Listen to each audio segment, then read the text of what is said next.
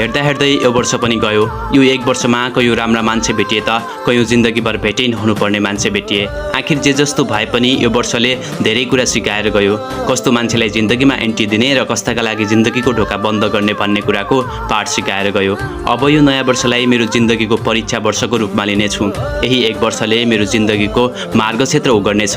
यही एक वर्षले मेरो जिन्दगीको लथालिङ्ग हालतलाई सही ट्र्याकमा ल्याउनेछ।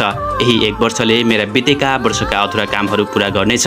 यही एक वर्षले मैले देखेका सपनाहरू पूरा गर्नेछ। बिर्सिदिन्छु हिजोसम्म कसले के भन्यो, कसले के गर्यो। अब यो वर्षबाट आफ्नो जिन्दगीलाई रिस्टार्ट गर्छु। गलत कुराहरू सबै छोडिदिन्छु। गलत बानीहरू आजदेखि त्याग्छु। खराब मान्छेको सङ्गत त्यागिदिन्छु। अब आफ्नो एउटा नयाँ रुटिन बनाउँछु। यत्रो वर्षसम्म गर्न नसकेका अधुरा कामहरू पूरा गर्छु। आमा बुवाले म माथि देखेको सपना पूरा गर्छु। भगवानको आराधना गर्छु। आमा बुवाको सेवा गर्छु। असहाय अशक्तलाई सहयोग गर्छु। मनलाई शान्ति हुने काम गर्छु। दिमागलाई क्रिएटिभ बनाउँछु। रिसलाई कन्ट्रोल गर्छु। खाली समय किताब पढ्छु, साहित्य लेख्छु, भिडियो एडिट गर्छु, सूचना बनाउँछु, सिप सिक्छु। बिहान समयमै उठ्छु, राति समयमै सुत्छु, आफ्नो खाना आफै बनाउँछु, आफ्नो काम आफै गर्छु।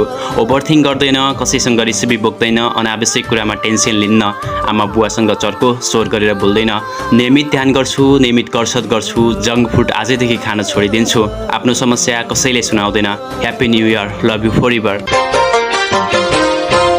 कसलाई के थाहा यो मनको व्यथा, कसलाई के थाहा यो मनको व्यथा।